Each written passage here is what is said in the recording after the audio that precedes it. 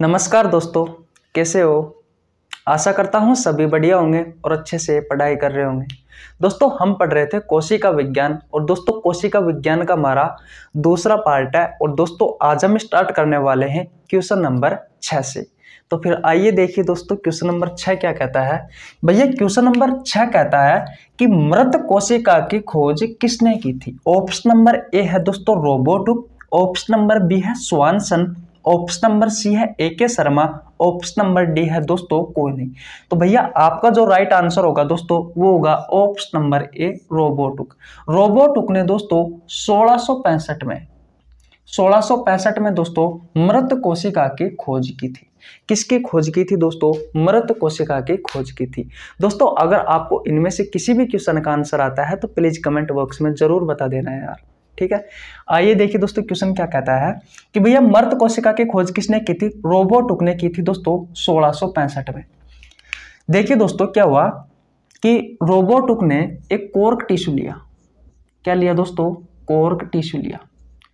इस cork tissue को रोबोटुक ने क्या किया, इसके द्वारा एक सूक्ष्मदर्शी बनाई गई थी। इस सूक्ष्मदर्शी पर रखा गया इस कॉर्क टिश्यू को। तो दोस्तों इसने देखा कि मधुमक्खी के जो छत्ते में जो संरचना होती है दोस्तों उस प्रकार की इसको कुछ संरचना दिखाई दी। जैसे कि मैं संरचना बना देता हूं।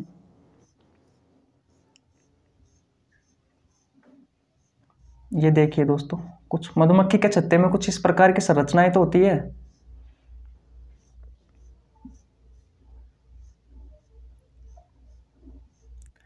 कुछ दोस्तों इसको इस प्रकार की संरचना दिखाई दी। इसके बीच में दोस्तों इन्होंने कुछ दोस्तों खाली जगह दिखाई दी इसे, ठीक है। इस तरीके से दोस्तों इसको कॉर्क टिश्यू में सूक्ष्मदर्शी की सहायता से देखने पर इस जगह की दोस्तों इसको संरचना दिखाई दी। जिस तरीके से मधुमक्खी के छत्ते में जो संरचना दिखाई देती है दोस्तों कुछ उस प्रकार। दोस्तों बीच में जो खाली जगह दोस्तों देखी गई इसे नाम दिया गया था दोस्तों रूम, या फिर दोस्तों मैं कह सकता हूं होल। बाद में इस रूम को दोस्तों नाम दिया गया था सेला, और सेला दोस्तों बाद में इसे कहा गया था सेल। दोस्तों सेला और सेल दोनों ही दोस्तों लैटिन भाषा के शब्द है। दोनों ही दोस्तों लैटिन भाषा के शब्द है। और सेल को दोस्तों आपको पता है क्या कहा जाता है? कोशिका कहा जाता है। तो दोस्तों क्वेश्चन आपसे पूछा है कि सबसे पहले मृत कोशिका की खोज किसने की थी। तो दोस्तों सबसे पहले मृत कोशिका की खोज की थी दोस्तों रोबोटुक ने। कब की थी दोस्तों? 1665 में की थी। किस में की गई थी? तो दोस्तों कॉर्क टिश्यू में की गई थी। किस में की गई थी दोस्तों? कॉर्क टिश्यू में की गई थी। अब देखिए दोस्तों ऑप्शन नंबर बी की बात करते हैं। भैया ऑप्शन नंबर बी है स्वानसन। दोस्तों कल की अगर आपने क्लास ली तो दोस्तों कल आपको पता होगा कि आधुनिक कोशिका विज्ञान का जनक किसे कहा गया है। आधुनिक कोशिका विज्ञान का जनक, आधुनिक कोशिका विज्ञान का जनक। तो दोस्तों आधुनिक कोशिका विज्ञान का जनक किसे कहा गया है? स्वानसन को कहा गया है। Option number C A K. Sharma की बात करो दोस्तों इसे, तो भारतीय कोशिका विज्ञान का जनक कहा गया है। ए.के. शर्मा को क्या कहा गया है दोस्तों? भारतीय कोशिका, दिख तो रहा है ना आपको, कोशिका विज्ञान का जनक कहा गया है। भारतीय कोशिका विज्ञान का जनक कहा गया है। तो दोस्तों आशा करता हूं ये क्वेश्चन आपको बहुत अच्छे से समझ में आ गया होगा। अब चलते हैं दोस्तों अगले क्वेश्चन की ओर। दोस्तों अब बात करते हैं क्वेश्चन नंबर 7 की। आइए देखिए दोस्तों क्वेश्चन नंबर 7 क्या कहता है। भैया क्वेश्चन नंबर 7 कहता है कि पहली खोजी गई जीवित कोशिका है। ऑप्शन नंबर ए है दोस्तों जीवाणु, ऑप्शन नंबर बी है शुतुरमुर्ग का अंडा, ऑप्शन नंबर सी है तंत्रिका कोशिका, ऑप्शन नंबर डी है दोस्तों अंडाणु। देखिए दोस्तों पहली जो खोजी गई जो जीवित कोशिका है दोस्तों वह है जीवाणु। और दोस्तों जीवाणु की खोज किसने की थी? तो दोस्तों जीवाणु की खोज की थी ल्यूवेनहोक ने। किसने की थी दोस्तों? ल्यूवेनहोक ने की थी। दोस्तों जीवाणु पहली खोजी गई जीवित कोशिका है। पहली खोजी गई दोस्तों जीवाणु जीवित कोशिका है। इस जीवाणु की खोज की थी दोस्तों ल्यूवेनहोक ने। और दोस्तों ये जो जीवाणु है ये संसार की सबसे छोटी कोशिका है। संसार की सबसे छोटी कोशिका है। संसार की सबसे छोटी कोशिका है। दिख तो रहा है ना आपको? संसार की सबसे छोटी कोशिका है। अब बात करते हैं दोस्तों ऑप्शन नंबर बी की, शुतुरमुर्ग का अंडा की। तो दोस्तों शुतुरमुर्ग का जो अंडा है यह दोस्तों संसार की सबसे बड़ी कोशिका है। संसार की सबसे बड़ी कोशिका है। अगर दोस्तों कोई आपसे क्वेश्चन पूछे कि संसार की सबसे छोटी कोशिका कौन सी है, तो दोस्तों जीवाणु है। जीवाणु की खोज किसने की थी? तो दोस्तों ल्यूवेनहोक ने की थी। पहली खोजी गई जीवित कोशिका कौन सी है? तो दोस्तों जीवाणु है। तंत्रिका कोशिका की बात करते हैं दोस्तों। तंत्रिका कोशिका क्या है? मानव शरीर की सबसे लंबी कोशिका है। शरीर की सबसे लंबी कोशिका है। मानव शरीर की सबसे लंबी कोशिका कौन सी है दोस्तों? तंत्रिका कोशिका। अगर आपसे क्वेश्चन पूछे कि शरीर की सबसे बड़ी कोशिका कौन सी है, तो दोस्तों शरीर की सबसे बड़ी कोशिका कौन सी है? तो भैया शरीर की सबसे बड़ी कोशिका है दोस्तों अंडाणु। अगर दोस्तों मैं बात करूं शुक्राणु की, तो दोस्तों जो शुक्राणु है, ये शुक्राणु दोस्तों शरीर की सबसे छोटी कोशिका है। मानव शरीर की सबसे छोटी कोशिका है। मानव शरीर की सबसे छोटी कोशिका है। दोस्तों आशा करता हूं आपको ये क्वेश्चन बहुत अच्छे से समझ में आ गया होगा। दोस्तों एक बार और रिवीजन करवा देता हूं। देखिए, संसार की सबसे छोटी कोशिका कौन सी है दोस्तों? तो भैया जीवाणु है। कौन सी? जीवाणु है। जीवाणु की खोज किसने की थी दोस्तों? तो भैया ल्यूवेनहोक ने की थी। और दोस्तों ये जो जीवाणु है ये पहली खोजी गई जीवित कोशिका है। बात क्लियर है? किस तरीके से खोज हुई है अगले क्वेश्चन में हम डिस्कस करने वाले हैं। अभी इस क्वेश्चन की ओर आते हैं। संसार की सबसे बड़ी कोशिका कौन सी है? तो दोस्तों शुतुरमुर्ग का अंडा है। अगर आपसे पूछे कि मानव शरीर की सबसे लंबी कोशिका कौन सी है दोस्तों, तो तंत्रिका कोशिका है। शरीर की सबसे बड़ी कोशिका कौन सी है दोस्तों? तो अंडाणु है। अंडाणु। और दोस्तों शरीर की सबसे छोटी कोशिका कौन सी है? तो भैया शुक्राणु है। तो गाइज आशा करता हूं आपको ये क्वेश्चन बहुत अच्छे से समझ में आ गया होगा। अब चलते हैं अगले क्वेश्चन की ओर। दोस्तों अब बात करते हैं क्वेश्चन नंबर 8 की। आइए देखिए दोस्तों क्वेश्चन नंबर 8 क्या कहता है। भैया क्वेश्चन नंबर 8 कहता है कि पहली जीवित कोशिका की खोज किसने की थी। दोस्तों सबसे पहले आपको यह पता होना जरूरी है कि पहली जीवित कोशिका कौन सी है।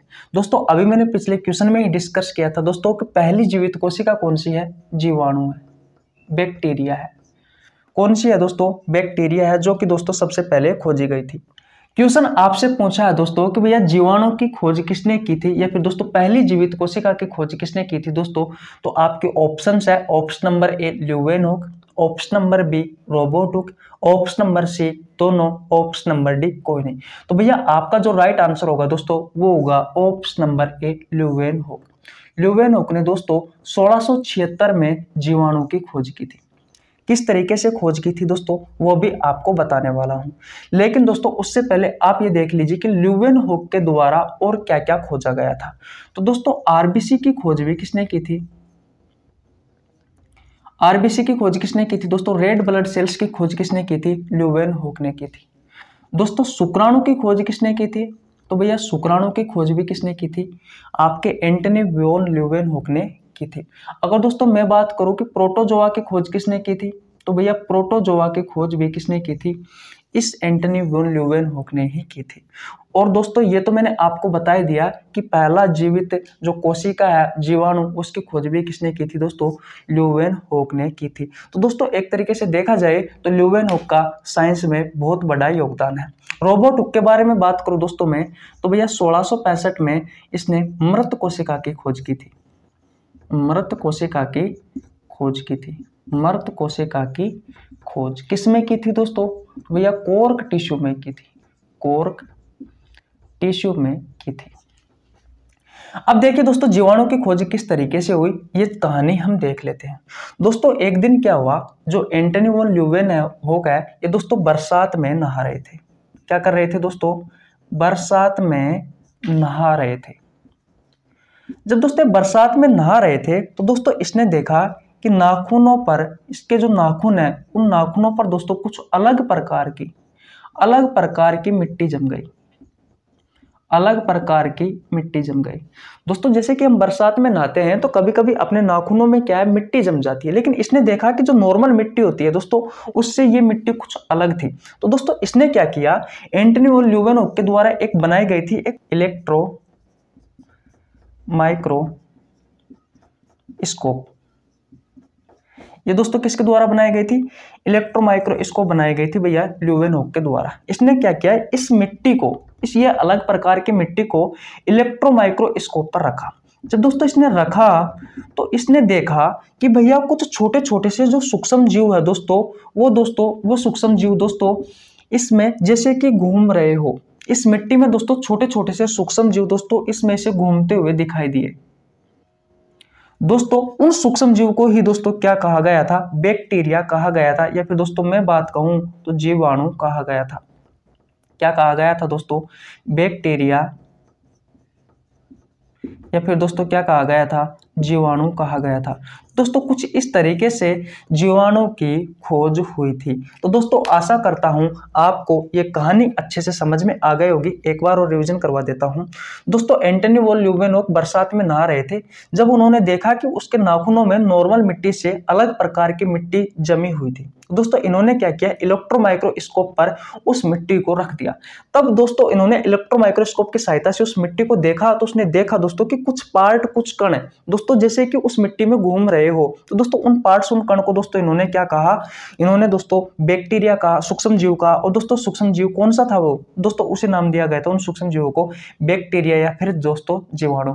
दोस्तों जब पता चला कि भैया पहली जीवित कोशिका है, तब जाकर के दोस्तों एंटनी वॉन ल्यूवेनहोक ने पहली जीवित कोशिका यानी कि दोस्तों जीवाणु की खोज की थी।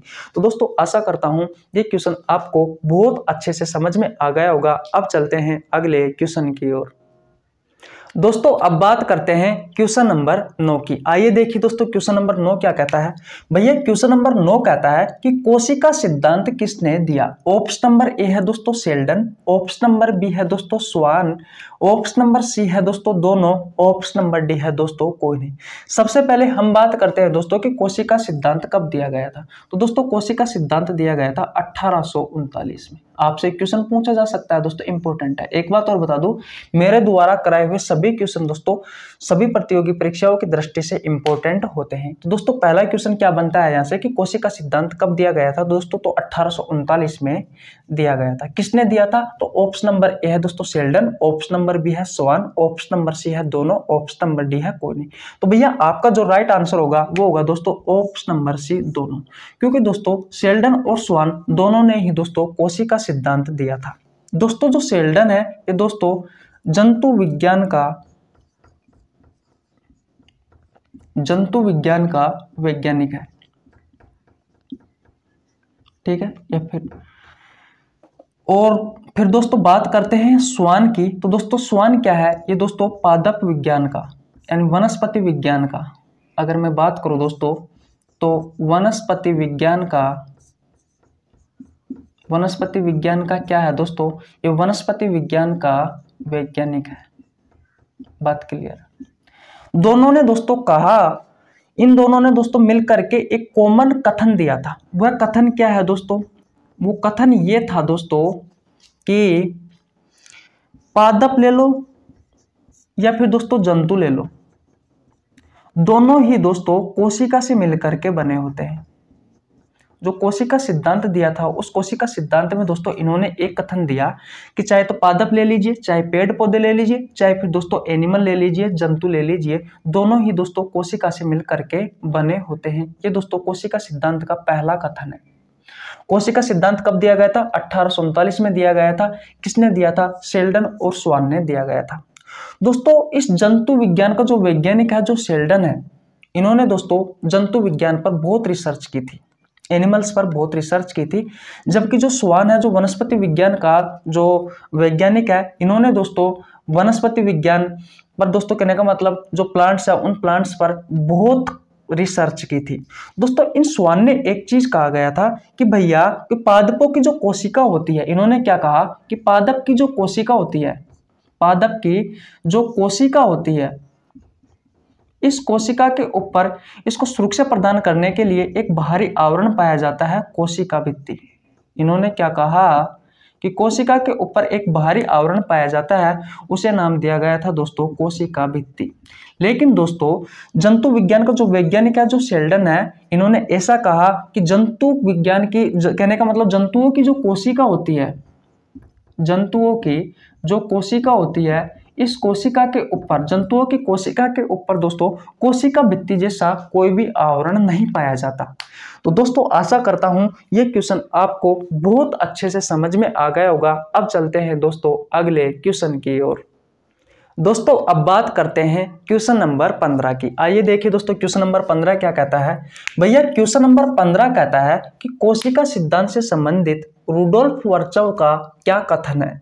ऑप्शन नंबर ए है दोस्तों कोशिका से कोशिका का निर्माण होता है। ऑप्शन नंबर बी है पुरानी कोशिका से नई कोशिका बनती है। ऑप्शन नंबर सी है दोस्तों ओमनी सेलुला ई सेलुला। ऑप्शन नंबर डी है दोस्तों उपरोक्त सभी।